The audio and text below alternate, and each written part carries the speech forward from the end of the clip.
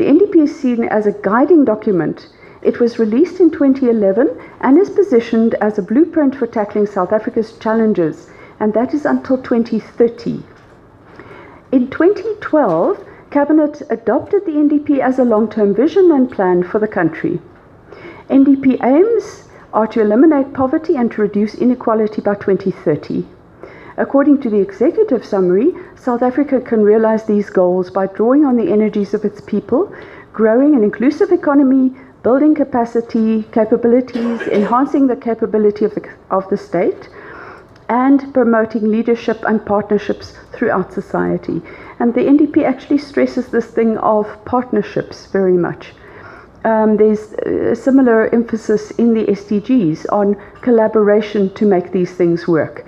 And collaboration seems like a particularly tricky thing to do.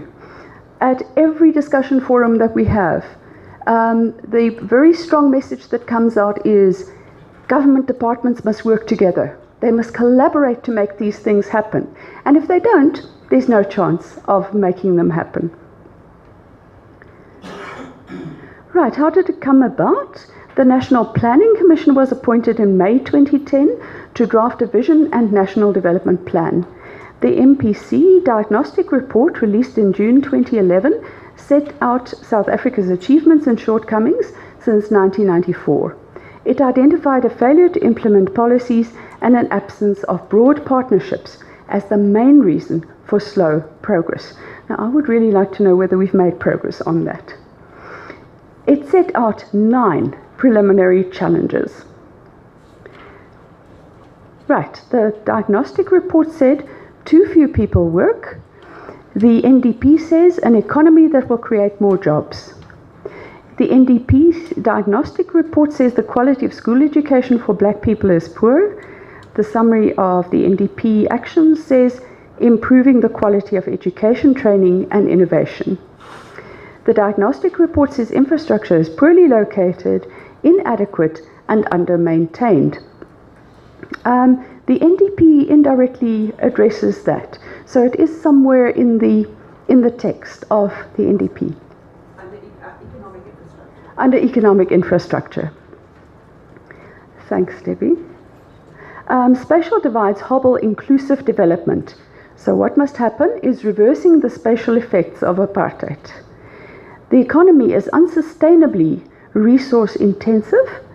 The answer to that is transition to a low carbon economy.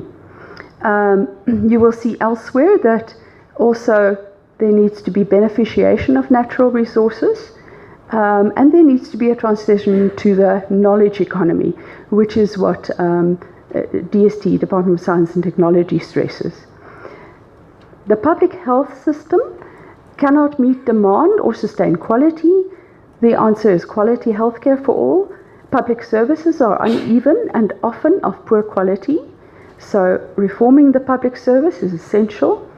I heard something this morning about the integrated financial system. Something like that I left out. Management system, yes. And the idea there is that technology must be used to help the public service to function. They want to implement a system across the board that will mean that there is the same payroll system in all government departments, that finances are managed and reported on in the same way across the board. So yes, here and there we do see progress. Corruption levels are high. We have to fight corruption. Oh, that's probably the most difficult one. South Africa remains a divided society. We need to transform society and unite the country.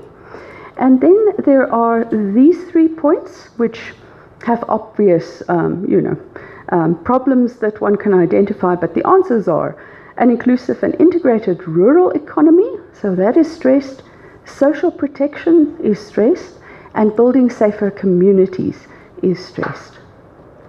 Now, the interesting thing about the genesis of the NDP is also that the National Planning Commission was a team of people with a vast range of experience, and they were chosen they were chosen, they were headhunted, but they were chosen for their experience and their expertise. So I think for the first time we had a formal structure in which scientific knowledge and experience was brought to bear, which makes me trust the NDP more than other policy documents. The NDP positioned the following as key ingredients: the active efforts of all South Africans. It stresses an active citizenry. Every one of us needs to be involved. Growth, investment and employment, rising standards of education and a healthy population, an effective and capable government, collaboration between the private and public sectors, leadership from all sectors of society. Challenges and actions have since been updated.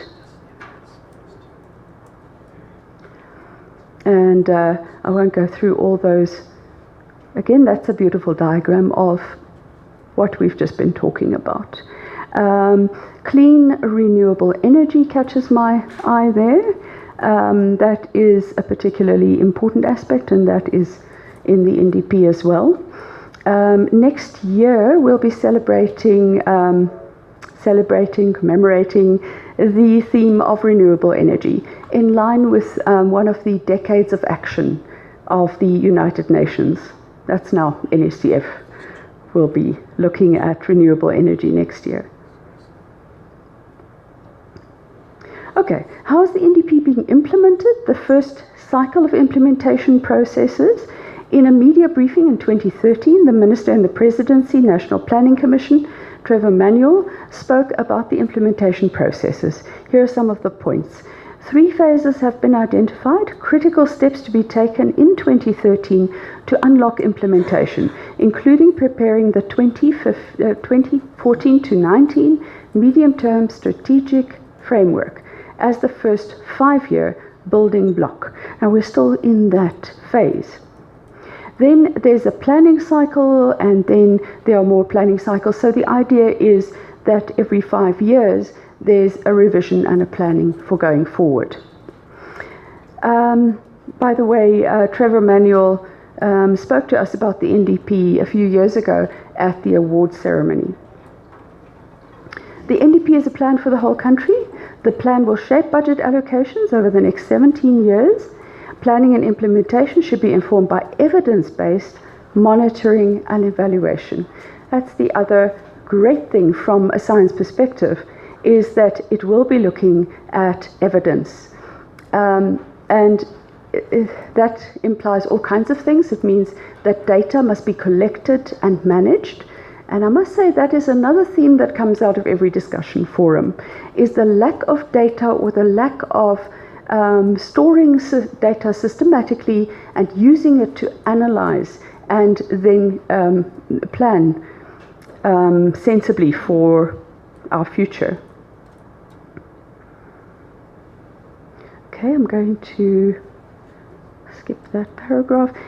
Right, it identifies indicators and targets from the NDP and other plans, such as the New Growth Path, the National Infrastructure Plan, and the Industrial Policy Action Plan, which is known as the IPAP.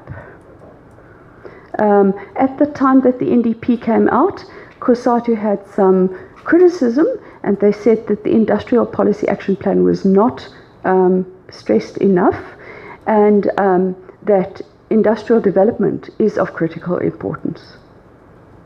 It is structured around 14 priority outcomes: education, health, safety and security, economic growth and employment, skills development, infrastructure, rural development, human settlements, local government, environment, international relations, an effective public sector, social protection, nation building, and social cohesion. And you can see some overlap there with the SDGs. The Department of Performance Monitoring and Evaluation is responsible for monitoring progress.